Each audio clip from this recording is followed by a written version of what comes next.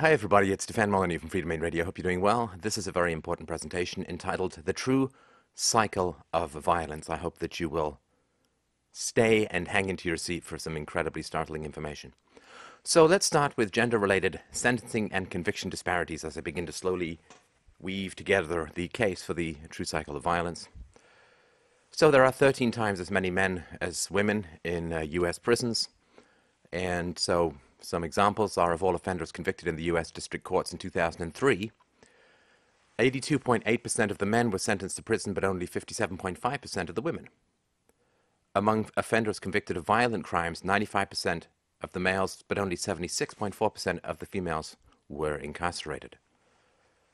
For these offenses, the average sentence for men was 90.7 months, but for women, only 42.5 months. In Cook County, Illinois, 28.3% of the females and 63.9% of the males were sentenced to prison. In Jackson County, Kansas City, and it was 16% females, 45% males were sent to prison. Dade County, Florida, were 60.2% females and 69.2% males. So it's quite important. Many more men are being sent to prison for a much longer time. Now, is this because the female crimes are less serious or there's fewer weapons involved and so on? So to test the assumption that gender differences will disappear when crime seriousness and prior records are held constant, researchers compared the sentences imposed on male and female offenders who were convicted of the same offense, possession of drugs with intent to deliver, and who had no prior felony convictions. Males were still twice as likely as females to be sentenced to prison. 33.6% of the males were incarcerated, but only 17.4% of the females. The mean prison sentence for men, 48.6, was slightly longer than the mean sentence for women, 45 months. Gender was statistically a significant predictor of the decision to incarcerate or not. Judges were 2.5 times more likely to sentence male offenders to prison than to sentence female offenders to prison, even when holding legally relevant factors constant. This is very important stuff. This is how subjective and arbitrary government justice is. Females charged with violent crimes were more likely than males charged with violent crimes to have all the charges against them dismissed. Females convicted of violent crimes were also less likely to be incarcerated and received shorter prison sentences than their male counterparts. And also, it's not just sexism against men, but it's also racism. So further analysis reveals an interaction between race and gender. So white females, but not black females, were more likely than males of either race to have their charges dismissed. And black females were sentenced to less harshly than either black males or white males. In Chicago, the estimated probability of incarceration for a typical offender was 48% for white men, but only 18% for white women. It was 55% for black men and 32% for black women. In Kansas City, the probabilities range from 7% white females to 10% black females to 20% black males and white males. So what's that? Almost 3 times more white males are being sent to prison for the same crimes than white females. We have an overwhelmingly, or in America, there's an overwhelmingly male prison population. A commission examined both the odds of imprisonment and the length of the sentence imposed on male and female offenders from 1998 to 2002. They found statistically significant gender effects for both drug offenses and non-drug offenses. For each of the 5 years examined, male offenders were twice as likely as female offenders to be sentenced to prison, and their sentences were 25 to 30% longer than those imposed on female offenders. 93% of the prison population is male. So what happens, of course, is that there's this perception that the cycle of violence for many people in society comes through the men. Men are aggressive, men are testosterone-driven, men are violent, men are aggressive, and this is why we end up with this cycle of violence that, husbands beat wives, husbands beat children, and then children grow up to be aggressive, and boyfriends beat girlfriends. It's all sort of seen as coming from men. But of course, if you have significantly higher chances of going to prison for longer, if you're a man, this is not the cause, but the result of some other prejudice, some other form of sexism. Let's look at the death penalty. The authors of a study found the gender of the victim was a statistically significant predictor of the death penalty decisions in Georgia. even after controlling for crime seriousness, the offender's prior record, and other legally relevant factors. Offenders convicted of crimes against females were more than 2.5 times more likely to be sentenced to death than offenders convicted of crimes against males. You see, because men are the disposable sex. We are like toy soldiers to be thrown into whatever fire the current rulers have in their sights. Women must always be protected, women and children first, and so on. Although offenders who killed black males faced lower odds of death sentence than did offenders who killed black females, white males and white females, the differences were particularly pronounced for those who killed white females. Offenders convicted of murdering white females were more than 14 times more likely to be sentenced to death than were offenders convicted of murdering black males. I guess we have a ratio then. A white female is worth 14 black males in the justice system, which government justice kind of antonyms. There's other areas in which the law is biased for women and against men. Let's take an example of female statutory rape in the teaching profession. In January 2002, Pamela Dale Moore, a 43-year-old teacher from Lyndhurst, New Jersey, pled guilty to sexual assault for having had sexual relations with a 13-year-old male student. I think that's actually just closer to pedophilia. Under New Jersey law, sexual assault is a second-degree felony punishable by up to 10 years in prison. As part of the plea arrangement, the prosecutor assigned to the case agreed to treat the crime as a third-degree felony and to recommend a minimum sentence of 3 years in prison. At the sentencing hearing, the court Judge Bruce Gato instead sentenced the teacher to 5 years probation. In 2004, Deborah LaFave, a teacher at Greco Middle School in Temple Terrace, Florida, was arrested and charged with 2 counts of lewd and lascivious battery for having had sexual relations with a 14-year-old male student at her school. A year later, LaFave pled guilty and was sentenced to 3 years of house arrest, followed by 7 years of probation. She could have faced up to 15 years in prison for each count. I mean, all you ever hear about is molesting priests, but your children are many, many, many more times likely to be molested by a government public school teacher than by a priest, but that doesn't fit the left's agenda. In July 2008, Michelle Morano was sentenced to 3 years probation after she pled guilty to having had sex with a 17-year-old male special education student. Yeah. The prosecutor in the case had asked the judge to sentence her to a year in jail, but the judge imposed a more lenient sentence, noting that there is a difference between justice and vengeance. These cases and others like them have led some commentators to argue that there's a double standard for female teachers who have sex with students. I think one of those would be David Lee Roth. As Susan Estrich, a law professor at the University of Southern California, has noted, quote, "There is no question that there is a double standard in sex abuse cases, and nowhere is it more apparent than in what seems to be the growing number of teacher sex cases." Let's compare this with a male Hudson County prep math teacher received a 9-year prison sentence after pleading guilty in 2011 to charges stemming from a relationship with a 16-year-old girl. Now, let us enter the exciting world of rape allegations. We will deal with rape in a moment. So rape allegations are when a woman accuses a man of rape and then recants or is disproven by circumstances or witnesses or whatever it is. And these are wildly estimating figures. Feminists put it at 2%. Some people put it as high as 40 or 50% of rape allegations are proven false or recanted or withdrawn by the woman. Nobody knows, right? So I'll give you the spread of numbers, and you can, of course, do further research. All the sources will be in the low bar. So Professor Cannon studied a mid-sized Midwestern U.S. city over the course of 9 years and found that 41% of all rape claims were false. In other words, a woman had accused a man of rape, and then it turned out that this was false. These were false allegations. He also studied the police records of 2 unnamed large state universities and found that in 3 years, 50% of the rapes reported to campus police were determined to be false without the use of polygraphs. In other words, it wasn't that there was a polygraph which then, quote, proves that it's false. Polygraphs are not perfect, but these were determined to be false through cross-examination, through recanting, and so on. A landmark Air Force study in 1985 studied 556 rape allegations. It found that 27% of the accusers recanted, and an independent evaluation revealed a false accusation rate of 60%. Now, a woman may have been raped and recant for other reasons, career reasons, pressure reasons, and so on. So a recantation doesn't necessarily, but here we're in the realm of who knows, right? All we can do is go with the numbers and the facts. You can make up anything you want if you go into the realm of supposition. Now, if you compare this, a group of American, British, Canadian, and New Zealand studies that converge around a rate of 8 to 10% for false reports of rape. So low is 8 to 10%, high is 40 to 50%. The FBI has compiled statistics to show that women lie far more often about rape than other crimes. It is therefore erroneous to assert that only a small or insignificant percentage of rape claims are false, because no one can make that assertion with any degree of certainty, and all the available evidence suggests that it is wrong to imagine that it is a low percentage. This is astonishingly brutal, of course, on the man.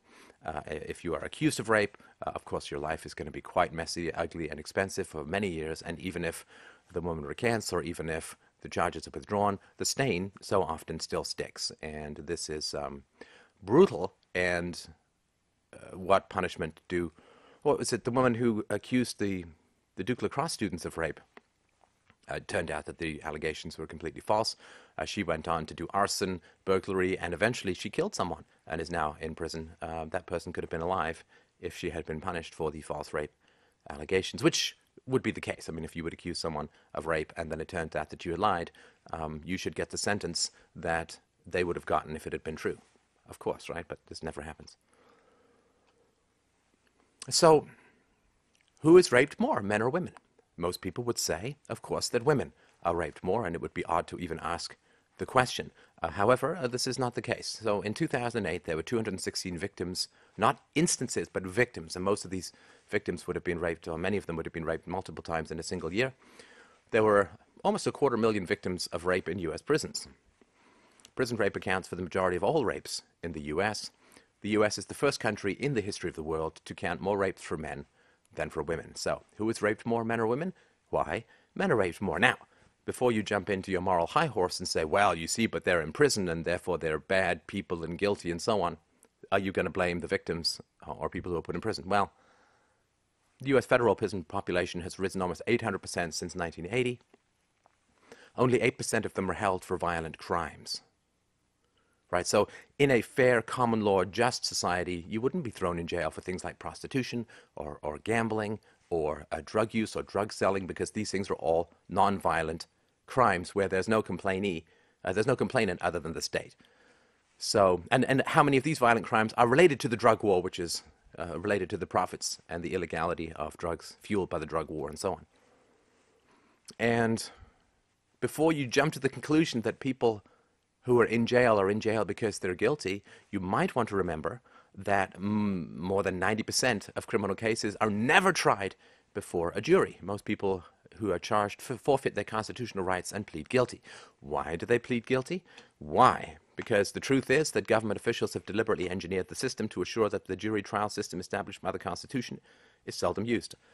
Says Timothy Lynch, director of the Criminal Justice Project at the Cato Institute. The system is rigged. So the men who are getting raped in prison, I would argue that the vast majority are there who not guilty of any moral crime, only there as a result of pleading their way out of imaginary crimes made up by the state. All of this started in the 70s. The Supreme Court ruled in 1978 that threatening someone with life imprisonment for a minor crime in an effort to induce him to forfeit a jury trial did not violate his Sixth Amendment right to trial. This is really... The criminal justice system is just insane in the United States. Most people are simply threatened with outlandish sentences, and they just plead down to something lesser because they simply will not take the risk, expense, and stress of a trial by jury, knowing that, or at least they're told that, the judge is going to hand them an even harsher sentence if they're found guilty after a trial. So threatening someone with life imprisonment for a minor crime does not violate their right to a trial. This is madness. But you understand, the prison industrial complex could not function. It could not function if those caught in its jaws actually had the right to a trial. The entire system would grind to a halt if even half the people had access to a trial, let alone less than 1 in 10. 13 years later, in Harmelin versus Michigan, the court ruled that life imprisonment for a first-time drug offense did not violate the Eighth Amendment's ban on cruel and unusual punishment.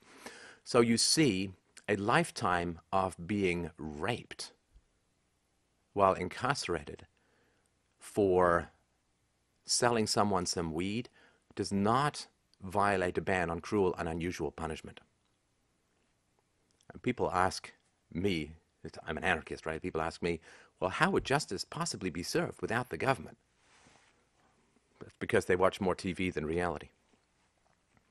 Let's just take one example. Irma Faye Stewart, a single African-American mother of two who was arrested at age 30 in a drug sweep in Texas. In jail, she had no one to take care of her two young children. She freaked out. Though she maintained her innocence, her court-appointed lawyer told her to plead guilty, since the prosecutor offered probation. Ms. Stewart spent a month in jail and then relented to a plea. She was sentenced to 10 years probation and ordered to pay a $1,000 fine. So then the real punishment begins. She's saddled with a felony record, can't get a job, she's destitute, she can't get food stamps, she's evicted from her public housing, and once they were homeless, her kids were taken away from her and placed in foster care, and so she lost everything. And this is what we call justice. It is a meat grinder. It is a gulag that is not that different from the Gulag Archipelago described by Solzhenitsyn, with the exception that I don't think that Solzhenitsyn described a whole lot of rapes. The military. The Defense Department estimates 19,000 sexual assaults occur each year, but only 17% are ever reported. In 2010, 8,600 victims of sexual assault were females and 10,700 victims were male. So we got over 1.2 million military personnel in 2010. That's almost 63,000 military men who were raped by other men that year. It's over 5% of those who are enlisted are raped by other men. I think this is before Don't Ask, Don't Tell. The punishment for false rape allegations, well, this is a blank screen because there's almost none. And that's quite important. So let's look at women's role in child abuse. So biological mothers are 3 times more likely to commit abuse against a child than biological fathers. Here we go. See, this is a graphic for those on just the audio. So victims by parental status of perpetrator. This is from 2001. So mother only, 40.5%. Father only, 17.7%. Mother and father, almost 20%. Mother and other, 6.4%. Father and other, only 1%. Non-parent perpetrators, 11.9%. And unknown or missing, 3.1%. Now, I know what you're going to say, and I know what you're saying to yourself already. What you're saying to yourself is, well, of course mothers abuse children more. That's because mothers spend a lot more time with children. That is exactly what I'm arguing against in this presentation. That knee-jerk reaction to making excuses for women, right? This is important. Whenever the statistics of violence point towards women, the first thing we instinctively do is to invent excuses for them. Well, because of this, or, you know, whenever I was reading the statistics about women in prison, oh, well, a lot of these women were abused as children. Right. And a lot of the men in prison, most of the men in prison were abused as children too, but we don't hear that. So as soon as we come across anything which points the finger of responsibility, of aggression, of violence towards women, we immediately want to make up excuses. That is incredibly sexist. I don't want that kind of world for my daughter to grow up in. I want her to not get a free pass because she's a woman. I want her to get as much moral responsibility as we place on men. We either have to start making excuses for men to match the excuses we make for women, or we have to start imposing the same things on women that we impose on men. But we just have this incredibly sexist and condescending and paternalistic response to female immorality, which is to make excuses, to take away their moral authority, their moral responsibility. I won't do that. I'm too much respect for women to hold them to a lower standard, right? That soft bigotry of low expectations.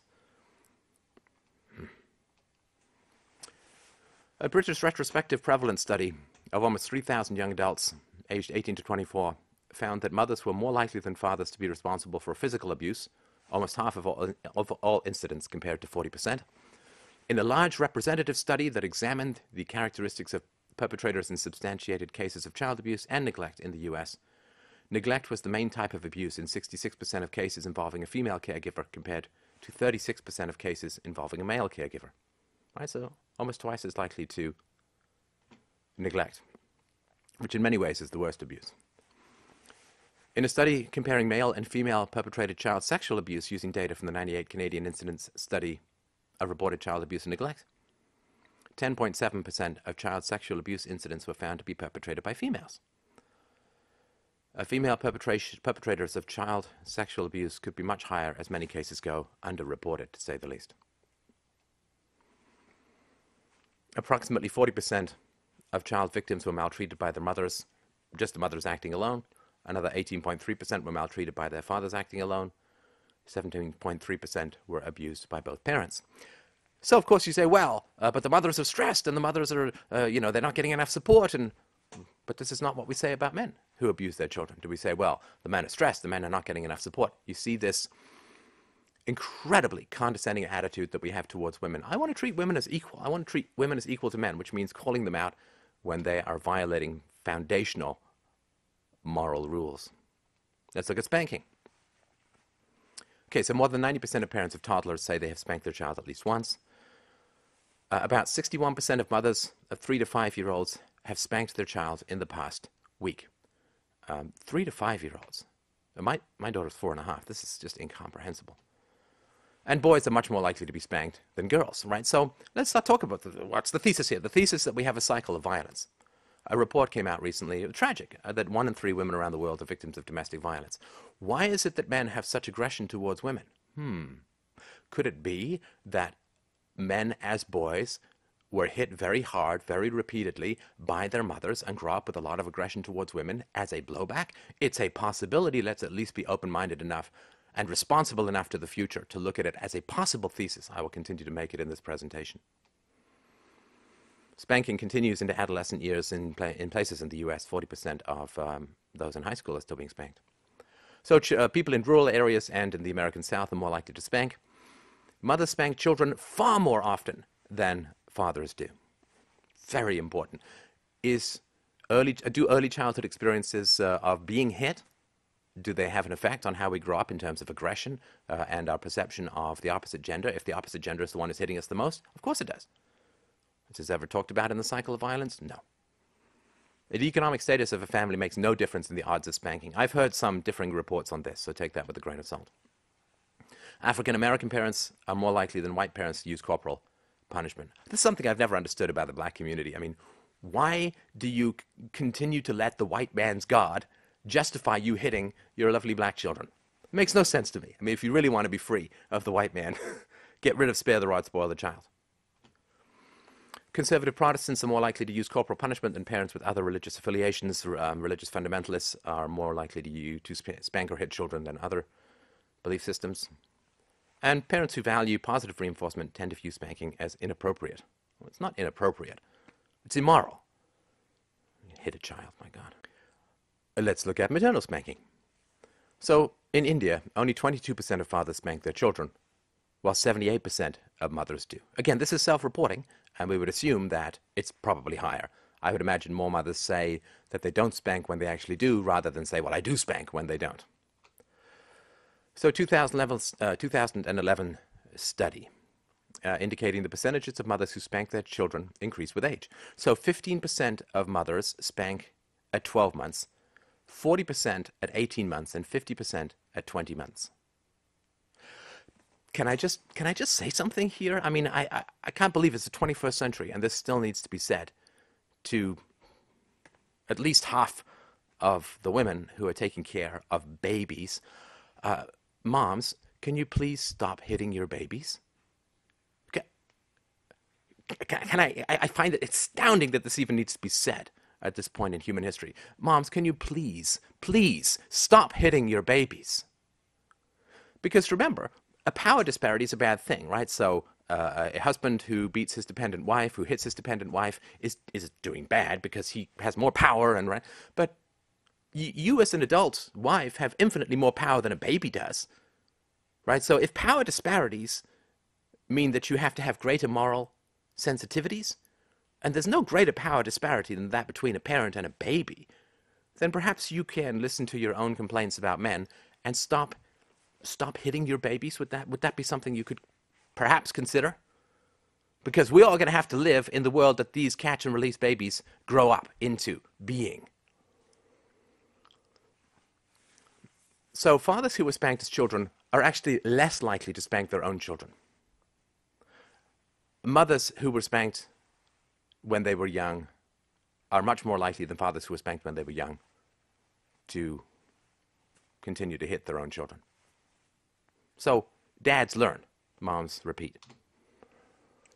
Second-generation mothers who were spanked at least once a week were found to be nearly half as much more likely to spank their own children compared to mothers who weren't spanked. Fathers spanked as children were less likely to spank their own children, as mentioned. So only 28% of the second generation of fathers reported spanking their children compared to 43% of mothers. The second generation is, I was spanked, and therefore, right?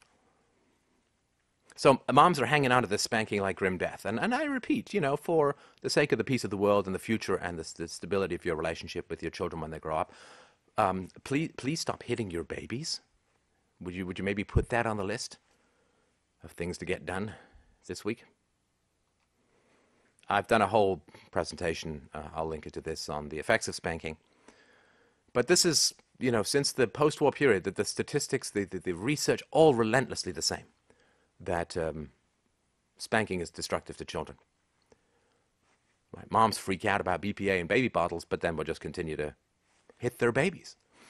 When one trains parents to stop using corporal punishment and use other techniques, child aggression decreases. We've seen that for 30 years, says Alan Kasdan, a professor of psychology and child psychiatry at Yale University's Child Study Center. But don't listen to Dr. Kasdan. What you want to do is listen to your grandmother who spanked. Don't listen to the facts, because I'm sure you still use her gramophone and typewriter as well. Researchers examined data from more than 34,000 adults and found that being spanked significantly increases the risk of developing mental health issues as adults. I mean, we know that wives who are beaten get depressed, but somehow we think that children who are hit don't. Anyway, according to their results, corporal punishment is associated with mood disorders, including depression and anxiety, as well as personality disorders and alcohol and drug abuse. So spanking ups the risk of major depression by 41%, alcohol and drug abuse by 59%, and mania by 93%, among other findings. So you know how many American kids are being drugged for being manic? Well, it's many more boys. Do boys get hit more than girls? Yes. Is there a relationship with this? Of course it is. If you hit your boys, they're going to grow up kind of manic, and then you get to add drugs into their system which cause permanent brain damage, suicidality, homicidal rages, lassitude, torpor, weight gain. Oh, the things we're doing to our children, the future will not understand how we could have any sentimentality about our kids when we treat them this way.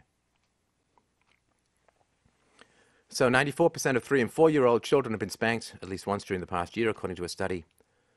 74% of mothers believe spanking is acceptable for kids ages 1 to 3. There's no such thing as a 1-year-old kid. That is a baby. So the baby is still probably trying to figure out how to walk with any kind of stability, but smacking them is by far the best way to teach them how to do the right thing. I mean, this is sadistic. This is sick. Women, what are you thinking? 61% of parents condone spanking as a regular form of punishment for young children. And as we mentioned before, so children in the South spank the most. Less money means more spanking. African-American mothers spank their children more than other ethnic groups. And parents who are more fundamentalist in their religious beliefs spank more often than those who are less so. Now, let's turn to adult violence. So did you know that men are actually half the victims of domestic violence? We say this again because this is something that, it's a general blackout in the media about this because it doesn't conform to the women as victim central narrative of our times. Men are half the victims of domestic violence. And they are 26% of intimate partner homicides. 26% of intimate partner homicides. When did you last see a cop show where the woman killed the boyfriend? Now, men, although they're half the victims of domestic violence, they're denied services at most of the taxpayer-funded domestic violence shelters. There was a tragic case in Canada where a man recently killed himself after 20 years of trying to get any kind of support for a men's shelter for victims of domestic violence. CDC reports that in cases of non-reciprocal intimate partner violence, one-directional, that women are more than twice as likely to be the aggressor. The report cites that women comprise 70% of perpetrators, men are only 29% of perpetrators.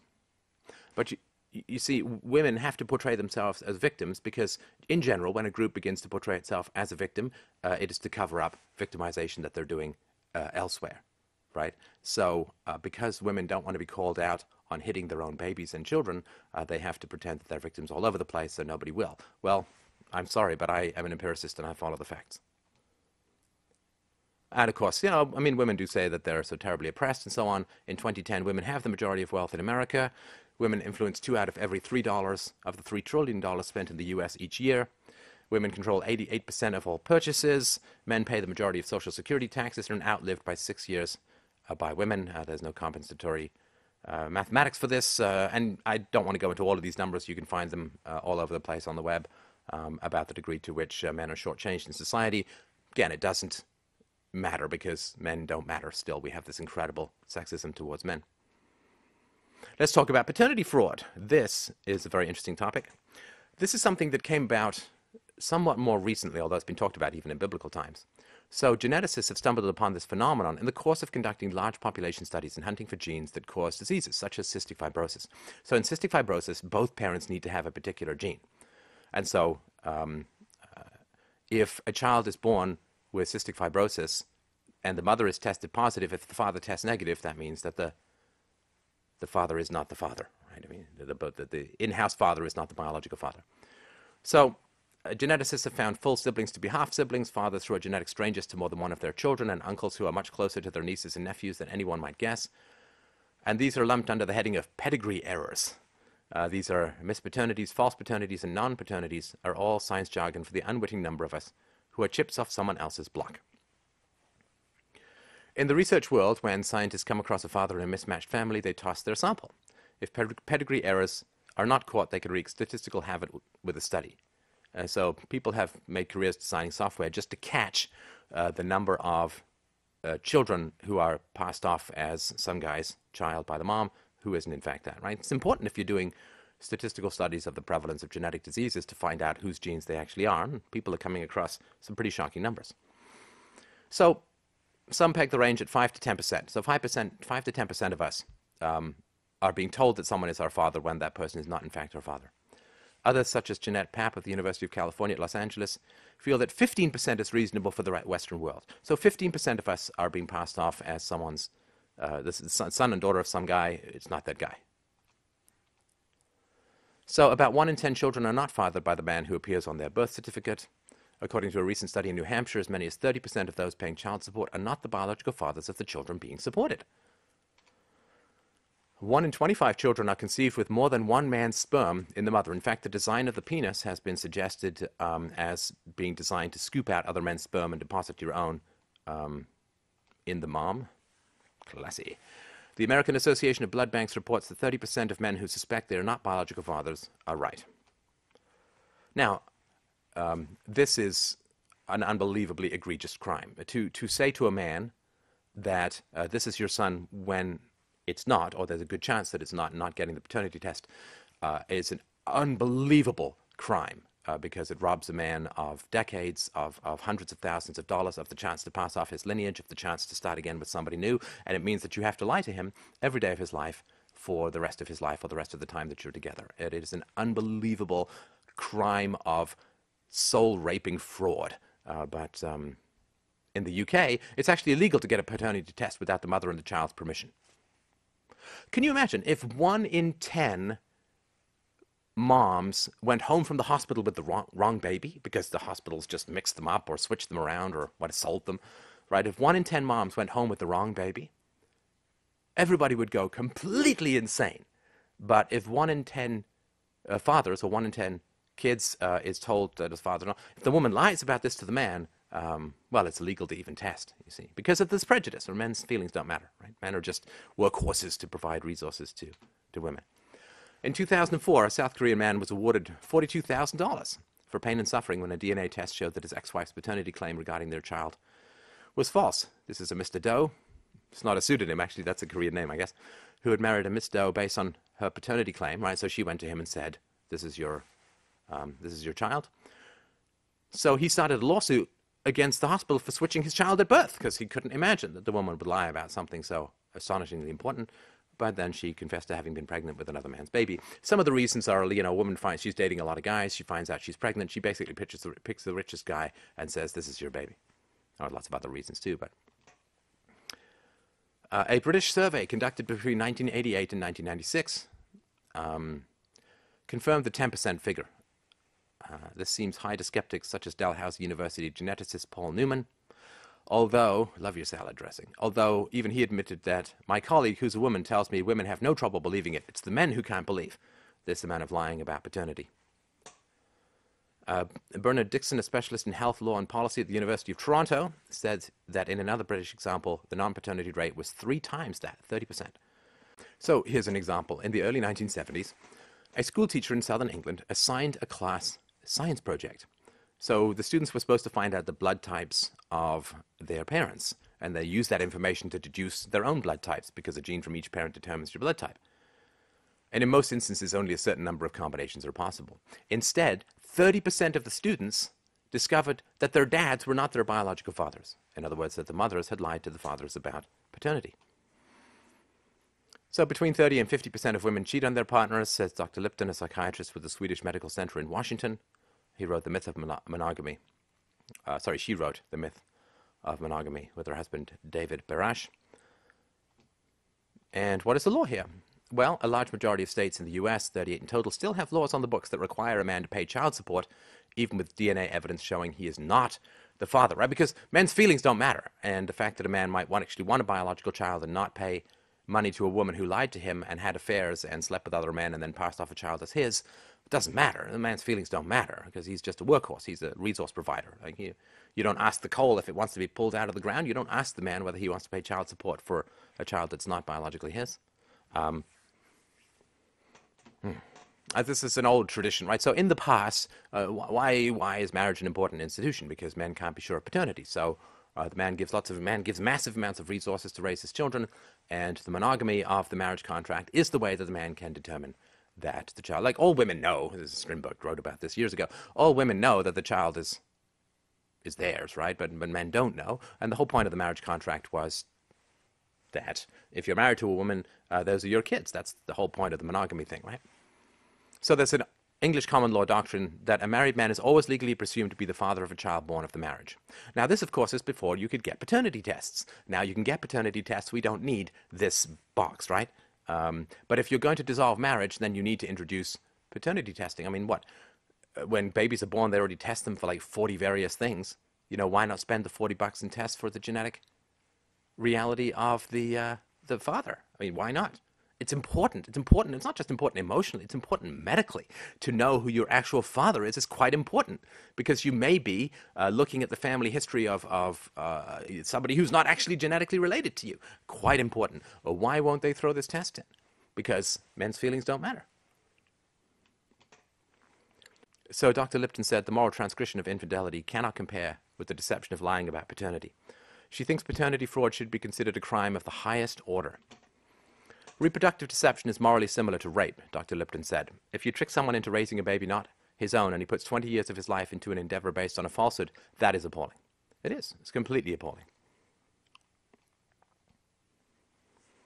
How many women go to jail for paternity fraud? 0. I mean, can't even... It's actually illegal, in England at least, but nobody's ever been prosecuted for it. And lying, right? So we're just talking about ethical issues that, the whole media focuses on the ethical issues of men, which is fine. We're just focusing on some of the ethical issues of women, which I think is important. 19 out of 20 women admit lying to their partners or husbands. A survey on attitudes to truth in relationships has found. 83% owned up to telling big, life-changing lies, with 13% saying they did so frequently. Half of women said that if they became pregnant by another man but wanted to stay with their partner, they would lie about the baby's real father. Ladies, I invite you to up your game just a little bit. 42% would lie about contraception in order to get pregnant, no matter the wishes of their partner, which is to enslave a man financially and legally for 2 decades or so. An alarming 31% said they would not tell a future partner if they had a sexual disease. This rises to 65% among single women. Gentlemen, it really matters where you put your dick.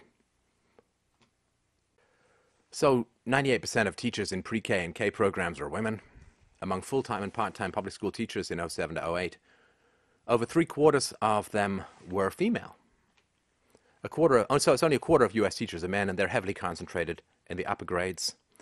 Current statistics show that about 1/4 of all classroom teachers are male, and that the proportion plummets to approximately 10% in the elementary grades, right? So it really thins out as the children are younger. So 8% of teachers in Hamilton's, Canada's 44 elementary schools are men. So where's the patriarchy, right? Almost 90% of all single-parent families are headed by women. Women get custody of the children in the vast majority of cases.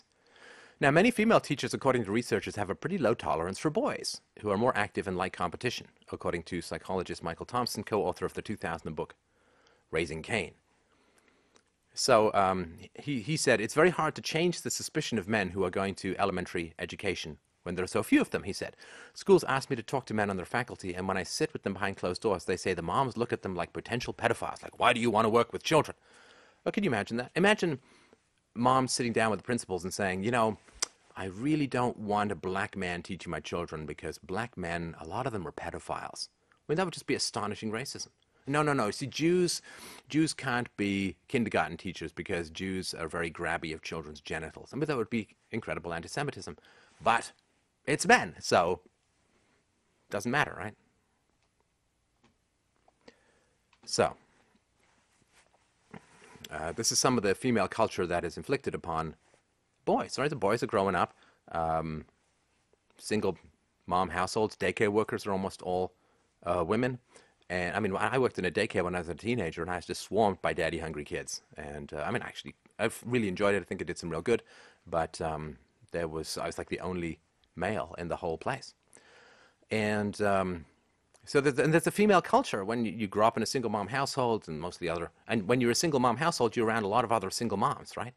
Because a lot of married couples don't want single moms around because the married women are concerned that the single moms are going to start preying on or having affairs with their husbands. For one, and just a lack of, usually there's income disparities and responsibility disparities and maturity disparities between married couples and single moms or single dads. So there's not a lot of mixing. So when you grow up in a single mom household, your friends all come from single mom households for the most part. At least that was certainly my experience. So it's not like there are any male role models around. You end up in this pink ghetto. So for a researcher, she said, when I discovered 3 times as many boys as girls in my Head Start program were labeled with some kind of disability, I conducted a small action research project to determine reasons for this imbalance. He said, I discovered that many of our boys played on the floor, loved active games and activities, preferred the block area and the woodwork area, and tended to be rather noisy. However, most of the teachers, female teachers, preferred tabletop activities, art, and reading to the children. I also discovered that newly purchased woodwork tables were being used as teachers' desks and stands for fish aquariums. Kay Sanders, a researcher, recollects that most of the teachers she observed played in the housekeeping area, primarily with girls, and were usually involved in typical housekeeping themes, not that gripping for boys. So just think of your average boy, right? Born to a woman, nurses all around when he's a baby. Most of the people who come around are women. Single mom household, lots of women. He gets put in daycare, women. Kindergarten, women everywhere. Women are always in positions of authority, always in positions of power. He goes through his school, and maybe he starts to see a male teacher or two by the time he's 10, 11, or 12. The first decade of his life is almost entirely ruled by women. And then women say, well, we're mere victims of the world. What do you mean we might be contributing to how the world is? Sorry. I mean, again, facts are facts. Percentage of married couples, families with stay-at-home mothers or fathers. This is from the U.S. It's creeping up very slowly, but you can see it's mostly stay-at-home moms. Stay-at-home dads are very, very much in the minority. I'd be one, but I think that makes 2. So for huge numbers of children, a massive absence of male role models. One of the major problems we have in the world is the diminishment of empathy and the rise of sociopathy. I mean, this is one of the main reasons the world is just getting worse and worse. Let's go through some facts. A study conducted by Dr. Kyle D. Pruitt found that infants between 7 and 30 months respond more favorably to being picked up by their fathers. Pruitt also found that a father's parenting style is beneficial for a child's physical, cognitive, emotional, and behavioral development. Mothers reassure toddlers when they become frustrated, while fathers encourage them to manage their frustration. That's true, for me at least. This helps the children learn to deal with stress and frustration. A long-term study Pruitt conducted proved that a father's active involvement with his children from birth to adolescence promotes greater emotional balance, stronger curiosity, and a stronger sense of self-assurance in the child. Additional studies show that during the first 5 years of a child's life, the father's role is more influential than the mother's in how the child learns to manage his or her body, navigate social circumstances, and play. A 1996 study by McGill University found that, quote, the single most important childhood factor in developing empathy is paternal involvement in childcare. Let's repeat that again. The single most important childhood factor in developing empathy is paternal involvement in childcare. The study further concluded that fathers who spent time alone bonding with their children more than twice a week brought up the most compassionate adults, right? So always, there's this prejudice, right, which says that it's the mom's nurturing that teaches empathy to. This is not true. It is the father's involvement that teaches empathy primarily to the child. And as we've had the rise of single motherhood, we've had the rise of sociopathy. We've also had the rise of diminished empathy, empathy problems. Again, these are facts. Don't shoot the messenger. So women are part of the cycle of violence.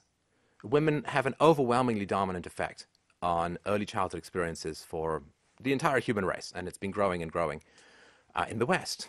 And until we recognize and accept this, we can't solve the problem of the cycle of violence.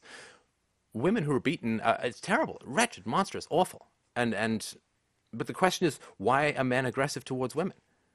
Well, the answer has been because men are bad, and that's just retarded, right? If men beating women is bad because men are bigger and stronger, well, moms are infinitely bigger and stronger than babies. So isn't that much worse to hit babies? Adult women can leave. Babies can't leave. Adult women can protect themselves. There are shelters for adult women, no shelters for babies. They can't go anywhere. Can't even speak, can't say anything, can't escape, can't hit back, can't hide. So all the things that women complain about in terms of power disparity and exploitation and patriarchy apply about 10,000-fold to mothers' relationship with their children, which is a violent relationship for the most part. Right? 2/3 of moms with kids aged 3 to 6 are spanking them 3 times more per week. Per week. It's 150 hits a year. By the time they're 10, they've been hit 1,500 times by their nurturer. Well, women, please stop doing this. Just stop hitting your children. You know all that stuff that you've been lecturing men about? Don't hit because you're bigger and stronger. Don't hit because there's a patriarchy. Well, you are the keystone of the arch of the matriarchy, and you're much bigger and stronger than your children. So please stop hitting them. Making excuses for women is sexist. I have huge respect for women. I think women can handle the truth. I think women need to be called on their shit just like men need to be called on their shit. Hitting children is wrong. If men do it, I call them on their shit too. Stop hitting children if you're a man. Stop hitting children if you're a woman. Recognize that you are part of the cycle of violence. Women are not mere victims in this world. To make excuses for female immorality is to treat women as less than human, as less than people. You know, when you want equality, which I think is a great thing, you get all equality. You don't just equality for the good things, you get equality of moral responsibility as well. Which means we don't make excuses for women hitting children. We simply say, don't hit children. What did women say about men who hit children? Did we make excuses for them? No. We say that is absolutely wrong. Under no circumstances do you hit a woman. Under no circumstances do you hit a child. Under no circumstances do you hit a child. The data is clear. The morality is clear. Spanking violates the non-aggression principle. It is immoral to hit a child. It is far more immoral to hit a child than it is to hit a woman. So women, stop doing wrong. Stop doing bad things. Learn how to negotiate with your child. Grow up and stop hitting people. We can't solve the problem of human violence until we acknowledge all contributing factors. And the matriarchy is a massive contributing factor to the cycle of human violence. And I would really like to live in a world that was a whole lot more peaceful, that was a whole lot less predatory, that was a whole lot less exploitive, that consumed far fewer resources and put fewer people in prison, that was less rape of people in prison. I would really like to live in that society. But in order to live in that society, we've got to stop hitting our children. And if you want to stop children getting hit, you need to talk to the ladies first, because that's who's doing it the most. So, this is Stefan Molyneux from freedomainradio.com. Thank you so much. I look forward to your feedback. Please check out the sources at the low bar. And if you enjoy this conversation and find the information valuable, please share it. And also, please donate at fdrurl.com/donate. All the best.